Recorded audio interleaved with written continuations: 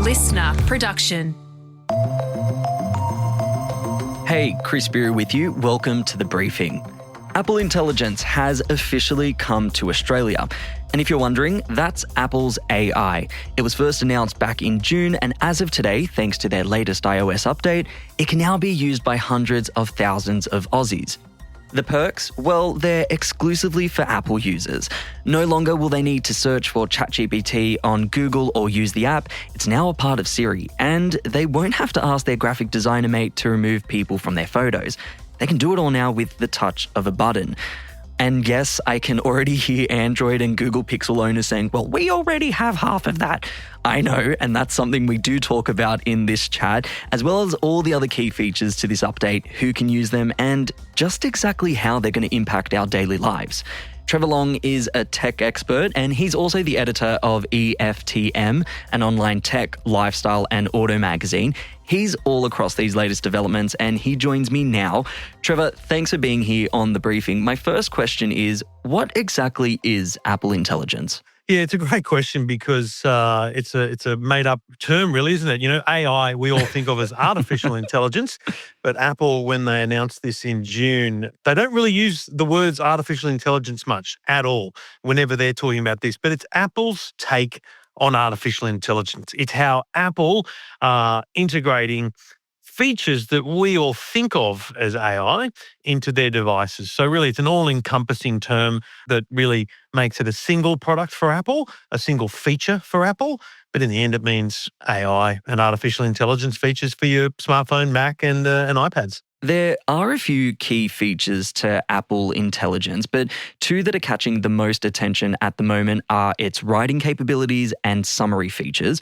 What can you tell us about those? Yeah, I think writing tools is like all the stuff we've had with ChatGPT. You know, you paste a letter and tell it to make it more professional, that stuff. And also, again, on other devices, they've had these things. But you're in a text message, you're in an email, you're anywhere. Apple say this. I interviewed their Vice President of Global Product Marketing yesterday, Bob Borchers, and he said to me, anywhere there's a cursor, writing tools exist. So if you're typing, you can type something and then click a button and you can say, make it more professional, make it more friendly, or just give it some commands to rewrite that. We tested it with a one-line bio. You know, hi, my name's Adam. I'm a photographer. I like hiking and the great outdoors and I love my family. Highlight that and say, make this longer. And it made a 3-paragraph bio, which was unbelievably really well written, proofreading and things like that. So writing tools are essentially making your writing better and making the tone different. Again, not revolutionary, but the way Apple's integrated it is sensational and very well done. The summaries, though, I genuinely, maybe it's just me, I've been testing it out for a couple of months, I genuinely think this is their best feature because summaries just happen. So if I, in a meeting, I'm about to go into a meeting for 2 hours. When I look at my phone after that, if there's an app in my phone, so I've got an app, the EFTM app, and it's where we publish all my stories, right? If there's 4 notifications from my app during that 2-hour meeting, instead of, when I glance at my phone, instead of there being 4 notifications, there's 1, and it's a summary of the 4. Whoa. And you glance at it and you go, oh, right, so there's the 4 headlines. Or if someone sends you a really long text message, it'll give you a quick summary of that text message. It's very readable. If you open up your email app and you've got 10 emails, which one am I going to read first? Instead of saying, hi, Trev, hope you're well today, and you have no idea what the email's about, it gives you, because that's the first 10 words of the email, it gives you a summary of the email. It won't mention hi, Trev. It'll just say, emailing to ask whether or not you can make tomorrow's meeting. I got to tell you, it's a game changer because it makes you more efficient. And here's the last one in summaries. You get back to your computer and there's that email thread of all your workmates. There's 10 people on a thread. There's 30 messages. You got to read them all? No. Summary. And it tells you what happened in that message thread so you can just catch up in an instant. And I think that stuff people will really adapt to.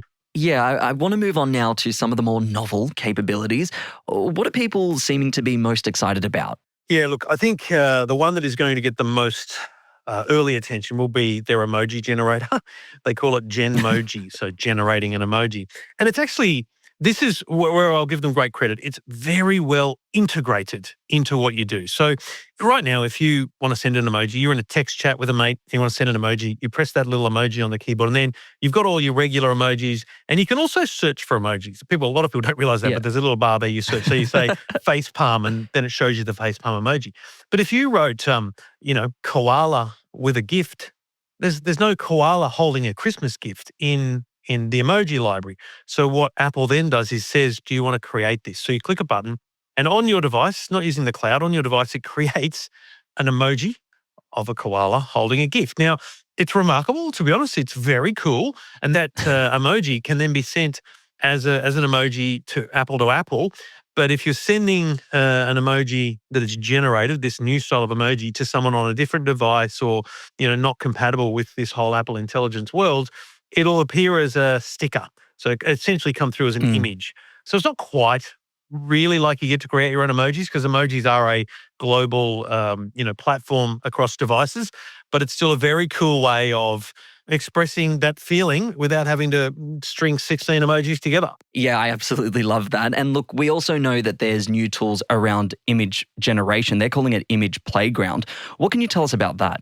Yeah, that's right. So Image Playground is a separate app called Playground. And what it allows you to do is you can go into this app and you can come up with themes. So you might say beachside, and then it'll automatically generate like a cartoon style beach. And then you can add elements. So then you might add another keyword, which is sunny. And so it'll show there's sun. You might add another keyword, which says beach towel, and it'll add a beach towel. But you can also describe pretty much anything. You could say fireworks. It'll put fireworks in there. You could say hot air balloon. It'll put a hot air balloon in there. Give you multiple options for what that image should be and different styles. It can either be an artistic, like a drawing, or an animation, like a cartoon. But also you can put people in it that are from your photo library. So it'll create a cartoon-like representation of one of your mates who are in your phone, in your photo library. It'll use one of your photos, a face, to essentially make a cartoon-like version of that person. You can also just describe a character, and it'll create a person with those features. So, I look. It's very impressive to have this happen and to do it on a device, but I do struggle with where we need that in our lives. A bit of an answer to a question that's never been asked kind of situation. The immediate thought that I'm having is, how much do you think this feature is a viable competitor to giants like Adobe? And I'm thinking about their product that most people are familiar with, Photoshop. Look, Photoshop is a separate world that is just going gangbusters with AI. Where this stuff competes is with head-to-head Samsung, Google, Motorola, and other smartphone manufacturers, because we have to say Apple's last to the market here. Samsung announced their Galaxy AI in January, came out in their phones in February. Google has had some form of AI photo cleanup and different things for nearly 2 years now, probably more, and their AI launched earlier this year. So they are behind, but they always are. Apple is rarely first to the market. Wireless charging, 5G, iPod, these are all things that they didn't create. They just got on the bandwagon with and did them their own way. So I think it's a very competitive space. The big difference here is this is in your device. This is in the place you use it. So a great example of that is what Google calls magic erase. You've got a photo, you take a photo of your kids at a park, but there's some other weirdo in the background. You just scrub on that person and they disappear from the photo. Apple now has that in their photos. You can just edit a photo, click on clean up, and same thing. I took a photo of my kids down at the Martin Place Christmas tree in Sydney, and there were some other people in the background, taking their own photos with the tree, tap on them, and they just disappear. That's going to be revolutionary for Apple users, absolutely revolutionary, but it is far from revolutionary in the world of tech. And I'm going to ask you one more question before getting to rapid fire listener questions that they want me to ask you. They've announced improvements to Siri through a partnership with ChatGPT. Yes. And that's giving a lot of people hope that the digital assistant will finally be of use. Are you finding that to be true? Is it game changing? 100%. Mate, Siri is the dumbest but the oldest, right? How is that? How does that happen? Siri was the first voice assistant. Siri was around before Alexa and before Google Assistant. So she should be the smartest, but she's the dumbest and has been for years. You ask her something, she says, here's something I found on the web. Hey, go and tell me about it. So now, if you ask Siri something, Siri is far more intelligent. She knows more about you. She knows more about the emails you receive. So she can have more context about you. So on her own, very much better and improved and getting better over time. But if you ask it, so let's say, Siri, what's something I could do in Melbourne for the weekend with my kids? Siri doesn't have an answer to that. But what Siri does is say, hey, do you want me to ask ChatGPT?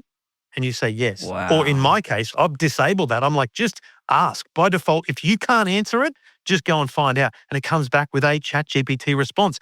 Got to tell you, it's going to change the game when it comes to voice assistants, and it's probably the hidden gem. It'll freak some people out, but it's optional. Remember, all of this, Apple Intelligence is optional, and the ChatGPT component is prompt-based, so you don't have to use it, but I don't know why you would ignore it. It's a great feature. Okay, let's get into our rapid fire questions. The first being, should I be asking for a new iPhone for Christmas because of Apple Intelligence? That's the biggest problem with this is it only works on iPhone 15 Pro and all the 16 models. So if you've got a 15 that's not a Pro or anything before that, Apple Intelligence doesn't work. So if you want these features, Santa needs to come to the party. Okay, second one is about privacy. What has Apple told us about how secure our data will be with Apple Intelligence? They are very strong on this. They mention it in any opportunity they can. Privacy is a human right, they believe. Now, some of the things we've talked about may happen in the cloud, and that freaks a lot of people out. Apple created their own cloud purely for this, using their own technology. They didn't buy someone's computers and they made this work. They built devices, they put them in the cloud. So it's called private cloud compute. Anything you ask is private on your phone, and if it happens to need the cloud, it goes up to the cloud, it comes back, and it's erased from the cloud. So there's no record of what you did, said, or asked, or responded. So they're very strong about it, and I can only take their word for it. But yes, it's a core principle of Apple. And our very last question, is Apple Intelligence going to be able to message my mum on her birthday when I have forgotten it?